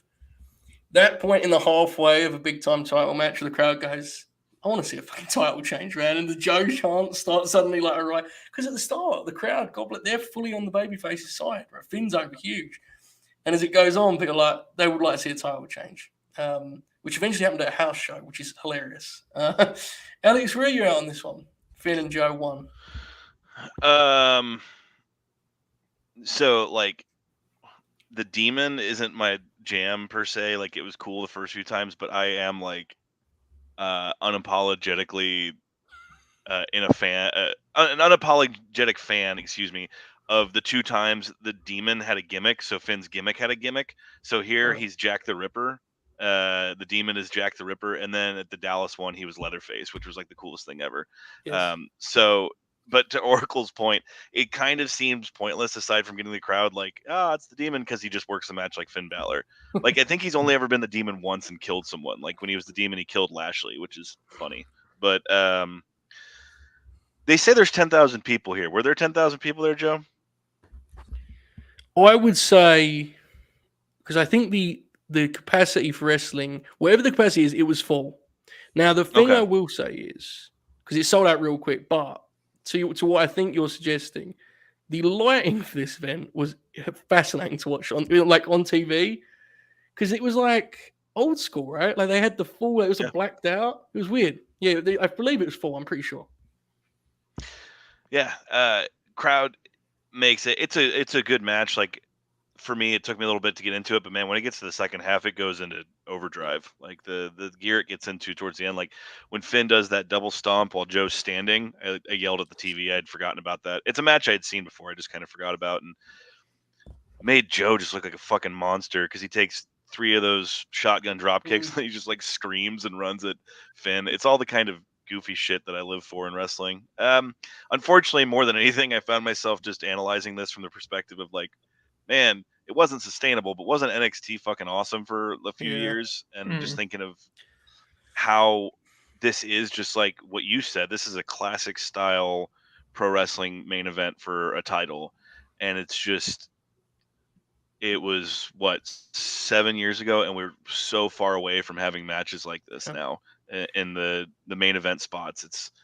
It's weird. But yeah, listening to y'all talk about it and remembering spots from the match and just how it flowed, and it's going up even higher in my mind. It was a really good match. You know, I said this on the Grim before, and I couldn't quite piece together what I meant, which is never good. But I was like, this era of top guys was so much more appealing to me than the more critically acclaimed era that followed. And I love Andrade, but you know, you mentioned the famed Rebel Heart and certain Law folks and all these characters, God bless them. But what made this era, and it's a very thin one, but what made it so special was these were guys with like real world level pro wrestling cachet and reputation, you know, like Finn, obviously it's different because like he's big work is Japan, but it's still a big deal. Samoa Joe is a guy, if you've watched wrestling, you've heard that name. And there's a certain gravity to seeing these guys share world title matches. I just think as increasingly NXT became Bowler's greatest hits, I think you lose that charm slightly. Even if Dave preferred the matches and Cage match preferred, that's fine. I feel like different stuff. But I just, I don't know, there's something magical to this, you know? Yeah, that's, like you said, it was a very small window. I went to a house show during this point in time, and it's like one of my favorite shows. I remember because it was, we kind of touched on this on the Grinathon, just about the way you wouldn't think it because it's just a small time period that separates it. But the way this class was trained and kind of came up was substantially different than what followed right after. So this just felt like old school style pro wrestling with $1 million budget and presentation. Yeah, it was just about perfect, right? It didn't have to worry about low TV ratings or like it was in its own kind of bubble. It was perfect. I have to say, and this isn't what we're talking about here tonight, but like watching this match and realizing he didn't go on the main roster until 14 months later, it's like, I mean, I like the Shinsuke matches more than Oracle does. I know they're somewhat proper. Like, even if we all loved them or we all hated them, he clearly should just be on the main roster. Like, come on, guys. It's a shame because I think it's a shame because his body breaks down so soon after this. It's disappointing. Anyway, so obviously, as I said, eventually Joe gets the NXT title at that house show, which was a weird deal that popped me tremendously just because I'm a nerd. They then did the cage match, which I agree with Oracle is their weakest. The Dallas match is disappointing because it's great, and then the blood and WWE does WWE shit. It's a shame. Yeah. Does the Shinsuke matches, wins the belt back in Toronto, drops it back in Japan, works the trilogy or the final match in Australia, I think, gets called up, and has that weird deal where he's like not on the Mania card, so they kind of leave him off in the distance. Remember that deal? Like he shot the angle with Seth, but the match was Triple H and Seth, because of course it was. Strange times. His debut was when Seth got his leg all fucked up, right? Yes. And there was this weird deal where Joe, he only worked one WrestleMania in all of his time there. Like that year he was left off because they didn't have anything for him. The next year he got back, but they didn't have a program. It's weird to look back on, man. And the one he did work, Ray was hurt. His one Mania match was a Ray squash, and they hilariously had Booker T on commentary call it a 30-second match. Was Ray hurt? Is that what happened? Yeah. I seem to recall Ray was hurt, so they couldn't have a real match. Yeah, I loved it. That was the match of the night for me. Yeah. On that show, it probably was. Okay. So the main roster, he became a guy. And look, personally, and I'm the biggest Samoa Joe fan you find, I have no problem with the heel that is like perennial title contender, but the babyface is the top babyface beat him. To me, that's a tale as old as time. He sure did that here, right? He did the Brock program. His last one was Kofi, and in the middle he had this AJ program, which is fascinating to look back on because I'd forgotten. Like the consensus was he was getting this belt at some point because AJ had the belt by now for like 9-10 months. They have 4 matches. The last one only happened because Brian didn't want to work Saudi Arabia. This is the third. We're at the Melbourne Cricket Ground, which in hindsight is one of the weirdest events they have ever put together. A complete one-off. My brother was there and left before the Triple H main event, which is one of my favorite pops ever because God bless me, he won that night. It's interesting to look back on. It's a full house. They're very quiet, which makes it even funnier. That was the coronation of Bud Matt. That was the the show. He drew the house. Yeah, he drew the house, bro. They were loud for that match. In fairness to them, They were. The comparison I made on the Grin the other night was when WWE in the mid 2000s had Eddie versus Ray, and as much as we all pop for it, it's objectively hilarious that it became about Dom, and it was all like Joe and AJ being about Wendy is like peak WWE TV, right? Like just completely nuts. But listen, man, Joe swung for the fences on this thing. Like they did the video package for this. I was popping huge at that video he did from outside their house. I'd forgotten all about all of this shit. So they do this big build. SummerSlam was the famous finish of where he cuts the Wendy. Exactly. There you go. Hell in a Cell, they did the choke roll up thing that everyone that has a choke gets pinned by. And here we are in Australia. It's no DQ deal. Bob, your thoughts on this match here in an extended series? I believe this is the highest rated. What did you think of it? Yeah, I mean, off the bat, it was cool. They started with a brawl on the ramp. These blood feuds in WWE so often just start with locking up in the ring. So whenever they do one that just starts with actual fighting, it's good. Yeah, I thought this match was great. Like, I've forgotten about it. I'm pretty sure I watched this show, but, it was one of the ones that was on at a weird time here. So, a lot of stuff's gone by the wayside. But, yeah, this was awesome. I liked their feud a whole bunch. It did become very WWE, but it worked for me. Like, there's a way to do it kind of in the confines of that system where it can still work, and I think this one did. And the match in particular, very good. AJ starts bleeding right away and just goes from there. And I enjoyed it a whole bunch. Yeah, I want to be clear. Like, I kind of say that lovingly about being very WWE. Like, there's a charm to watching these two dudes if you know their backstory, like doing this program of all programs. And as I said, Joe certainly he tries his absolute best with it. The case with these two, always when they get in, they beat the shit out of each other. These guys, they like the punches, the physicality with these guys is always real apparent. What is also apparent, Oracle, is I throw it to you here, and you mentioned this to me, and you ain't wrong. Joe is like his pace, just the way he's moving, has slowed dramatically in just 3 years. Which I guess that's not. I mean, back in the day that was a long time for a wrestler, right? But now we're so used to everyone just being the same wrestler forever. It's noticeable, right? Right. And that's not to say that Joe's bad in this because he's not. He's very good in it. He still knows how to put a match together, right? He still has the mind. It's just his body's broken down some here. Clearly, at least compared to the London match with Finn 2.5 or like almost 3 years earlier at this point. Because a lot of the matches, simple brawling, tough strikes now. It's Joe and AJ who've worked each other millions of times, but it's also AJ doing his crazy AJ bumps and kind of selling big for Joe's offense, and Joe just kind of making his awesome Joe faces and Joe. Joe was, in this match. He was, you could tell he was into it, especially right at the start when he comes down on the ramp and wants to brawl.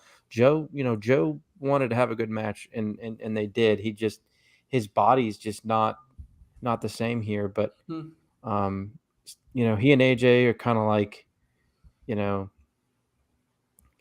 tangled so long that it's like it's not really hard for them anymore. They can put on a great match in their sleep almost.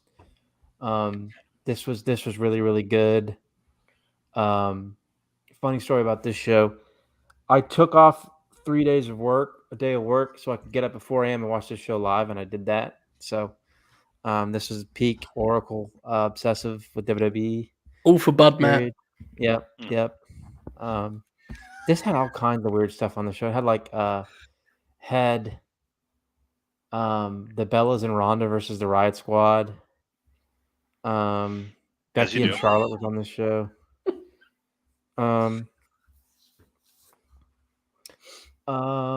Yeah. Was this the one where Triple H got like injured really bad, like really quickly into the match? That was No, the that was next the tag month. at Saudi Yeah. Arabia. Okay. Yeah. Sorry, which I'm getting was- my late era Paul matches confused. Oh, it's fine. I think he gets them confused pretty often as well. Yeah. But yeah, this was really, really good. Not quite as good as a Balor match for me, but this was very good.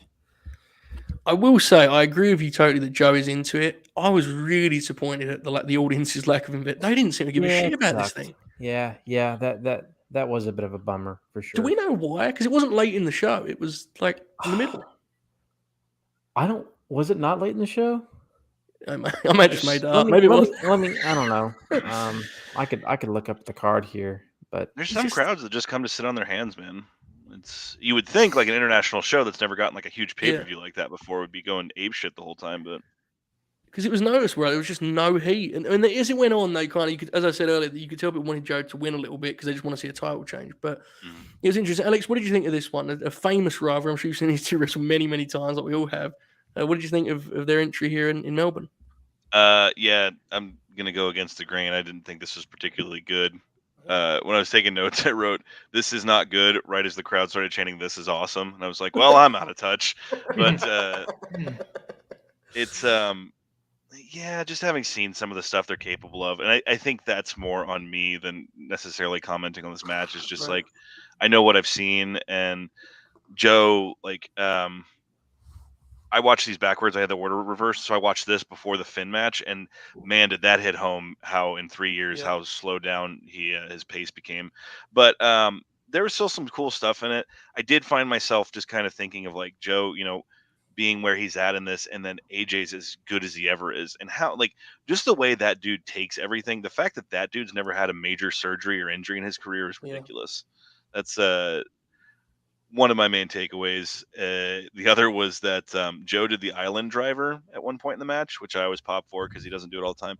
And Corey Graves had to be sure to get the internet cred. He said, "Joe with the Emerald Flosion," and my brain quickly went to a scenario in which Vince McMahon tried to asked Corey to explain to him what an Emerald Flosion was.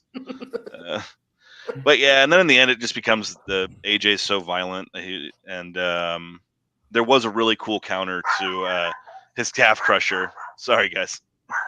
No, you're fine. Yes, that counter rules. Yeah, it's interesting. I definitely get your perspective on it. I enjoy it for where it was, but the differences are noticeable. It's a shame. There was one particular moment that bummed me out in which Joe applied a nerve hold like he was Yokozuna in 1994, and I was like, well, things have changed. It's difficult. Luckily for Joe, any decrease in kind of his explosiveness on offense is kind of undone with that he's working AJ Styles, who just bumps like a wild man. Like, as you said, it's absurd how well his game has aged. And that's kind of if you were ranking these guys historically, like Joe's peak is as good, if not better, than AJ's. But man, did AJ, he was just so consistent. I will say, I do take on board the why am I so violent element of it. But I did like the kind of the idea, at least, of the heel after all he'd done just being fucked. He had one leg, and AJ wasn't going to let him get away with it this time. And I thought Joe sold it well. I liked his kind of desperation as the wounded animal. It popped me.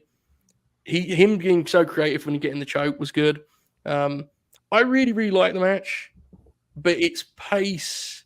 This may be the greatest example yet of what I referenced earlier of like what you've seen of Joe will probably affect your enjoyment of it. I think if you met Joe in NXT as a fan, this match pops you a lot more than it does if you've seen what these guys produced on their countless wars before this, 15 years before this, It's difficult to kind of watch one without thinking about the other, but I did like it very much. Now, after this, any highlights after this? I think the Ricochet match I remember being pretty good. Remember when he dropped the US title to him at one of those many 2019 pay-per-views that I forget the name of? Oracle, do you remember the name of that show? Oh, God. Was it you know what I'm talking about, right? Was it Money in the Bank? Maybe not. It might have been. It was. the one that they didn't do again, one-off name. Fuck. Was it Stomping Grounds? Yeah, it might have been Yeah. Stomping Ground. Yeah, I remember that being pretty good. Other than that, I have very few memories. The Oracle, am I missing any WWF television gems in 2019? So the Oracle Cesaro match. That's yes, Cesaro match yes. from 2019. There you go. Yeah. I also did love, I have to say, I adored the angle they shot when he came back. You know, when he was on commentary and Seth's goons went over to him and they did that whole. I love the angle where the announcer has enough of the bullshit and gets. They like redid it in the PC too. You remember that when they did the thing where they did the angle where Seth was like being mean to Tom Phillips and Joe like refused to play ball with this. During the Dom Mysterio stuff. Yes. Yeah. Joe took his jacket off, hopped in the ring, and they went to the break on like this cliffhanger of like, is Joe going to fight Seth Rollins and Buddy Murphy? And I'm like popping huge. I think Joe's been cleared, and it just comes back and he's just like back at the desk. He's like, yeah, they left. What the fuck, man? It's ridiculous. Anyway, by the way, those PC TVs, wish we could have them back now, brother. They feel a lot better in hindsight than what we've seen since. But anyway, that's another conversation for another day. Samoa Joe's WWE career ended in like the weirdest fashion ever, where he got injured, moved to announcing, back to the ring, wellness policy failure, back to the announce booth. What was his wellness policy? Was it weed or something? I don't know, pal. I mean, Bob? I don't remember that. I didn't know if it was one of those things that was like public knowledge. I don't think it was. Bob, was it public knowledge? You may know. Yeah, I don't think it's ever came out. I kind of forgot about it till right now. Yeah. If he was on the gas, then God bless. That'd be incredible for a range of reasons. But he failed the wellness policy. Back on announce. I think he did it for a year. There was the hilarious visual of him when it was raining at WrestleMania, which we'll always remember forever as his final main roster appearance. He was released. The report was that it was somewhat mutual because he wanted to wrestle. He then turned around and re-signed for NXT as an authority figure. There was no report on whether he could wrestle, only to wrestle 2 months later and have a match that Oracle made me very mad about in August of 2021. He then got COVID, had the belt taken from him so he could become a full-time scout, only to get fired again in January of 2022. And it has been a weird couple years in Samoa Joe fandom. I say all this to say the story may not yet be complete. I don't know how much Joe's got left. Do I think there is a chance if he gets in front of one of those crowds over on TBS that he could do some weird shit and crazy shit? I do. Maybe that's the optimist in me. Anyway, let's wrap this thing up by this is going to be something we do each time. Let's rank these matches. This first go, your best match of these six. Bob, I'll go to you first. Your favorite of these six. Yeah, I think of the six we watched, it might be the Kenta Kobashi match. Like, just in the scope of the other six of them, yeah, I think I enjoyed that one the most. Oracle? I think I'm going to give the Necro match the edge over Kobashi. That is my vote also. Alex, what have you got in the top spot here? Yeah, that's going to make three of us. That's God knows I love the Kobashi match, but there's just something about that Necro one, man. Yeah. Okay, so our consensus pick for best match is Necro. Bobby, I assume that means, Kobashi slides into 2 for you there. Alex, are you on board with that? I know Oracle may not be, but I think I've got Necro and then Kobashi at 2. What do we think? Yeah, I'm good with that. I'd say I would honestly think the Kobashi match was 2, and then the Balor match would be a close 3 for me. So I was going to go exactly there too. Bobby, where you at on this third match here? I agree with that. Alex, on board? Yeah, it was between that or Aries, but it's Finn. Yeah. Like I said, better than I remember. Close. Yeah. I would say Aries 4, AJ 5, Kurt 6. Is that fair to say? Mm-hmm. Okay, folks. So if you've seen none of these, that's the order you should seek them out. The Necro one, I'm going to stress again, it's not just that topic. It is something you just have to see.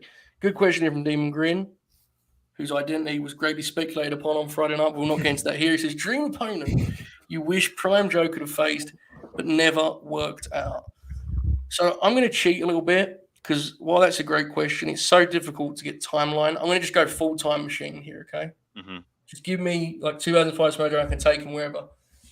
Let me put him in there with like old, grizzled 1992 Stan Hansen. Give me that match. That's what I'd like to see. Son of a bitch. That was going to be my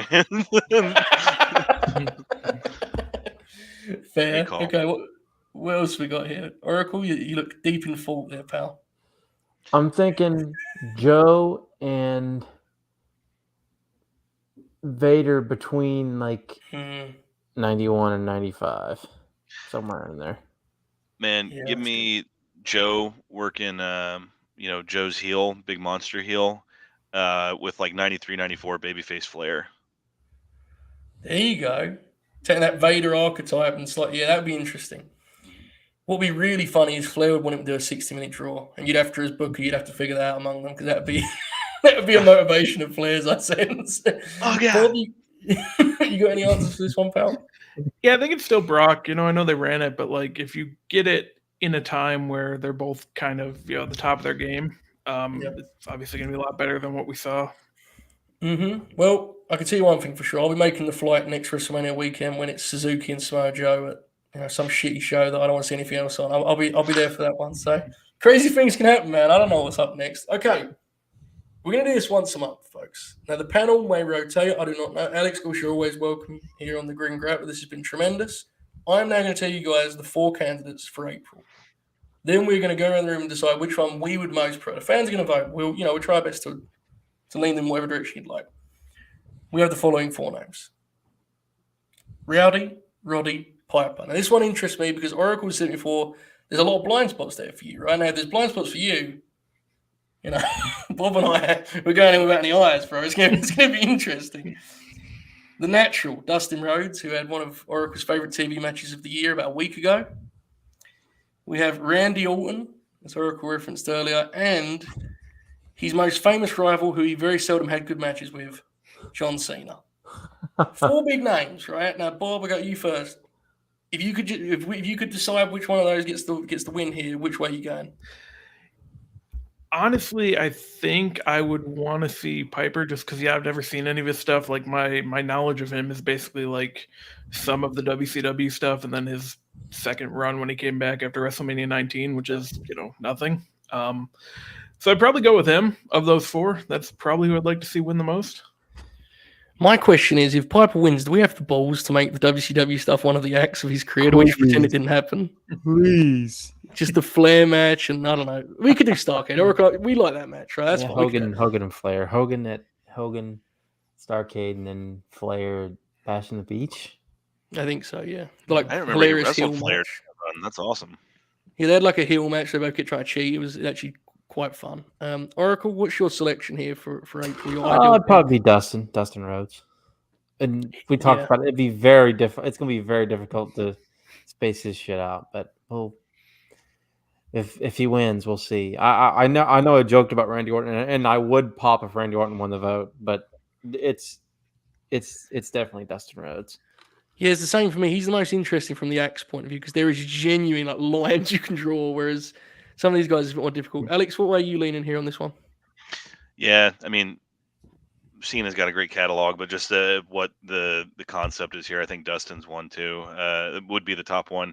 With Orton, the line is just basically in 2003, someone told him, "You're going to be a main eventer. Stop doing crazy shit," and so he stopped leaving his feet. That's where the line was drawn. But yeah, Dustin, man, like the early 90s WCW stuff, gold. Yeah, there's so much you could do with that. It will be interesting. That will be up. Start of the month, folks. You can vote on that. This is something we're going to do once a month based on birthdays. As I said before, it was definitely a complete coincidence that I landed on that concept here in March. It's Samoa Joe's birthday. Just stuff happens, right, Bob? It was organic. You was in the process of this. This has been a pleasure. Bobby, any final words, promotions, plugs, all that good stuff? No, I don't think so. We got a lot of shows this week, so just stay tuned. Factual. Bob's going to be reviewing every independent show. He's going to be live reporting it. You can go on. He's going to be doing play-by-play commentary in written form over on Patreon. So it's just much coming up, folks. Get ready for it. Oracle, final comment? Anything to say? This was a lot of fun. I'm excited for next month. I will be here on this platform all week. I've decided to carry the banner and try to do as much as Joe's doing, which is silly. And Confirm Shoot rightfully buried me in the DMs for it, but I'm going to do it anyways because it'll give me something to look forward to after miserable days at my shoot job. So, and it's also WrestleMania week, so I'm trying to get excited about that. So yeah, lots more to come this week. big week ahead for you, Alex, right? You're going to be there for the revival of Ring of Honor. You may even see the guy we just talked about here, maybe even. So anything on that before you get to your many worthwhile promotions? Because Oracle, like I said before, I'm going to hit this drum again. The Contrarians fucking rules. Big co-sign on that. So anything on the week coming up here for you, and then promote as you will, Phil. Yeah, thanks. I appreciate that. Just closing on the Samoa Joe thing, one thing I realized as we talked about this and through it is I think a way that people like ourselves, what Joe's legacy is going to be, I realized this discussion, he is what the WWE's narrative says The Undertaker is, of like this badass presence that's been around for a while and was always kind of like, the last outlaw or whatever the stupid nicknames they called him. It's just Joe had a presence and was someone that like defined an era, and his career has all these different parts to it. And I think that his legacy will be intact if he steps away tomorrow. But if I do see him on Saturday, that'd be cool because on Thursday, heading up to the DFW area, I'm going to see Bloodsport, the WrestleCon Super Show, Ring of Honor, and then Inspire Pros doing a show, and then I will be out of there before Sunday comes because I'm not dealing with all that traffic. And if you're going to WrestleMania, have fun. It's just there's not anything I can really justify. Oracle, you've been to AT&T Stadium, right? I have, yeah. Is WrestleMania 32 still going? That's the last. My most recent update was armed guards were telling us to sit down because they were going to run Ryback and Kalisto again. So if you're going to WrestleMania, have fun with that. But if you are on Twitter, check me out at Contrarian Alex. I'll be posting all throughout the week in Dallas. We have our film podcast. You can find that at wearethecontrarians.com, at Contrarian Prime on Twitter. And this week we'll be dropping an episode we did about this will be on our free timeline about CM Punk's 2011 and then also his foray into acting with the 2019 horror movie Girl on the Third Floor, which is quite the fascinating piece of business. But more importantly, Joe, fellow Grinners, I appreciate y'all having me on. And anytime you'd be gracious to host me, I'd be happy to be on here. Absolutely. This is going to be something we do, as I said, guys, monthly. And the panel may rotate. I think Alex can be a familiar face on this thing. Okay, Bobby referenced it. It's going to be a crazy week. Okay, tomorrow I think no, it's not the usual tomorrow. Tomorrow I'm doing the TEW gimmick at 1:05 Eastern. Then, did we settle on 7 p.m.? When did we settle on, guys? Yes, 7. Yeah. Yes. The newly cancelled programming of the confirmed shoot will be a topic of discussion. That's going to be a whole angle. Yes. So be ready for that. In our usual AEW Dark Grin long time slot, we're going full bootlicker. WrestleMania preview show. I think you're we definitely can always move that to 8. I've always said that, but we'll see. It's too late now. He's locked into his now. angle. He's fantasy booking and everything. I think you're definitely going to see Bobby and Oracle over there. Maybe Joe froze. Am I back? Yeah, you're back. You're back. I might be there. And to be clear, folks, it is at 7 Eastern tomorrow. Yes. That is official. 7 Eastern. The Fed Redemption 7 Eastern. Okay, Wednesday, Dynamite preview and Dynamite review as usual. Thursday, off when you prepare for the filth that's ahead. Okay? Friday, this is going to be quite the day. About an hour or two before SmackDown and Supercard, we're going to do a review of the Mark Hitchcock show, right? The Memorial show, which Oracle and I and Bobby too, we're all actually fired up for, which is hilarious. Actually going to be there, so enjoy that. Then we come back to review Supercard of Honor. Then Shoot and I go and watch Rampage and review that. It will probably be about 8 a.m. here in Great Britain. Then on Saturday, I'm going to watch this NXT program that can only be called Takeover, which is very funny and pops me tremendously. It's simply stand and deliver. Make it very clear. I'm going to review that immediately after. We may have some powers. I don't know yet. I will be there, of course. There you go. Saturday night, Jay Show is going to host Bobby and Oracle as they review WrestleMania Night 1. Sunday night, I'm going to host them for WrestleMania Night 2. It's going to be a crazy, hectic week, but I think we're going to have a lot of fun. Mm-hmm. This is an exciting time. I think a lot of us are kind of bummed out that we're out on WrestleMania itself, but it's always exciting this week, and where it represents. So, folks, stick with us, and we're going to have many grins ahead. But in the meantime, follow us, Late Night Grin, on the Twitter machine. But more than anything else, right, Bob, enjoy this outro. Speak soon, folks.